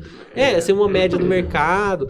E aí, assim, é um problema, que daí às vezes o cara termina com o projeto assim no limite, ou às vezes no prejuízo. Isso é complicado. Então o arquiteto tem que fazer conta, cara. Não dá pra não fazer conta. E a maioria dos arquitetos, pelo menos que eu acabei vendo assim na minha experiência profissional, não fazem as contas que precisam ser feitas. Uma pena, deveriam fazer. Isso vem da formação. Aliás, é outro problema também na formação do arquiteto. Que isso, imagino eu aí sim, que vale para todas as profissões. Eles não se ensina, por exemplo, como gerir um escritório na faculdade de arquitetura. Sim. Assim, isso eu acho que seria algo interessante de se... Não assim necessariamente que tem que assim ter uma matéria sobre isso, daquele jeito, assim. Porque, assim, de fato, você tem que dar aula de muita coisa. 5 anos para arquitetura hoje eu ainda já acho pouco, né? Teria que dar até um pouco mais para incluir outras coisas. Mas, assim, que seja pelo menos exposto, sabe? Assim, que, assim, engenharia é a mesma coisa. Acende a chaminha ali, exato, deixa que ele caminha. Olha, pega uma aula de projeto, de qualquer coisa, olha, nos escritórios nós fazemos assim, assado. Na engenharia é a mesma coisa, não se ensina a tocar um escritório de engenharia, assim, entendeu? De projetos. Na sua área, imagino que seja a mesma coisa, na sua a mesma coisa. Então, isso é uma coisa que eu acho que traria muito benefício se fosse... adicionado na grade curricular, né? E eu acho que esse é o caminho, né? E nesse tema que a gente trouxe hoje de especialidade, a gente passou por muitos conhecimentos e é muito importante levar isso em pauta. E até trazendo agora para o público, trazendo essa curiosidade, quiser continuar essa conversa em outras vezes, a gente pode mostrar no nosso Instagram. Vocês têm alguma mensagem que vocês acham importante a gente deixar para as pessoas que estão nos assistindo? Alguma mensagem final para elas terem essa ideia e levarem um conhecimento a mais que a gente ainda não expôs aqui hoje? Vamos deixar pro Victor aí, nosso convidado, né, Victor? Dar uma mensagem aí pro público. Bom, não sei, eu te interrompi. Não, deixar pra ti mesmo, pra você dar essa mensagem que o William... Olha, se fosse para deixar uma mensagem assim, tome cuidado com o especialista do pão com ovo, tá? Dá uma pesquisada um pouco mais profunda, se intere um pouco mais do assunto, para ver se é realmente isso que você precisa, ou se um bom arquiteto generalista pode atender, ou até mesmo para qualquer outra profissão, né? Lembre-se que talvez um profissional que possui uma gama de atuação maior pode te atender melhor para qualquer coisa. Com mais repertório. A mensagem também que eu gostei bastante hoje desse papo é o repertório, né? Principalmente quando o Victor fala o repertório você constrói rápido. Então, você tem que ir atrás do seu repertório, buscar cada vez mais aumentar o seu repertório, porque com um bom repertório você vai conseguir atender seu cliente de uma forma muito ampla e de acordo com o que ele precisa, né? De fato, com um bom repertório você consegue atender. É interessante o que o Victor trouxe pra gente hoje sobre o repertório, essa questão muito também da ousadia de você buscar, né? Porque uma coisa, ser profissional, ser empreendedor, requer uma atitude muito proativa das coisas, né? A gente está sempre procurando. E hoje um dos segredos que o Victor trouxe também, além de toda essa análise que a gente fez sobre o que é ser especialista de fato, não especialista do pão com ovo, o que o conhecimento com mais repertório significa, mas também a importância de você ser um profissional que busca consistentemente um repertório, um cara que se posiciona assim. Então, até queria falar isso pro Victor agora, aproveitar, nosso convidado. Victor, você, sem dúvida, é um dos profissionais de destaque do nosso estado, que a gente tem o prazer de ter vindo aqui do estado. E aqui eu falo isso porque é muito importante, porque aqui no nosso estado a gente tem um medo de falar dos nossos heróis, no Brasil a gente assassina os nossos heróis. E quando a gente tem profissionais que estão se destacando com fundamento, com repertório, buscando isso, a gente precisa valorizar. E hoje a gente tem o Victor aqui, a gente conseguiu ver o que é isso, né? Quais são os profissionais bons que têm vindo aqui do OMS, que têm se destacado aqui, pra gente divulgar, né? E tanto ensinamento hoje, de especialização, a gente entendeu também que às vezes especialista é um pouquinho do marketing também, faz um pouco pragmáticos que fazem parte, mas entender que às vezes a gente está comprando especialista do pão com ovo. E quando a gente precisar de alguma coisa, talvez um problema para resolver, talvez esse especialista não vá resolver esse problema, né? Então esse é um ponto que a gente precisa entender e levar hoje para os empresários de casa. Esse é mais um episódio de Papo do Empresário, e a gente tem um conhecimento bastante grande para você entender o seu conceito, entenda seu conceito de atuação, o seu posicionamento, entenda o seu conceito de mercado, o que você vai se posicionar, mas entenda também que você precisa ter um conhecimento geral para resolver problemas. Acho que é isso, né, Victor? Não, é isso aí mesmo. O conhecimento geral, né, a cultura geral, ela muitas vezes vai acabar sendo mais valiosa do que uma montanha de conhecimento específico. É impressionante. E deixo essa palavra do Victor agora para a gente finalizar, agradecer a todos que nos ouviram hoje. Esse foi mais um episódio do Papo do Empresário, um Papo do Empresário histórico. Todos os Papos do Empresário têm sido uma revolução, um conhecimento. A gente fala que a gente abriu o conta de ovos empresário para as pessoas participarem. Exato. E é mais um episódio que a gente termina muito feliz, com muito conhecimento e aprendizado. E faço da palavra do Victor aqui, mais várias vezes um conhecimento geral do que uma pilha de conhecimentos da mesma coisa, né?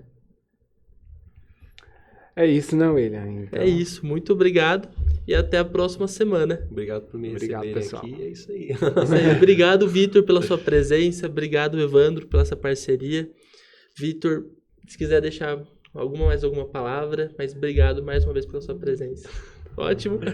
Então, a todos um bom sábado. Esse episódio acontece no sábado e até a próxima semana. Até mais.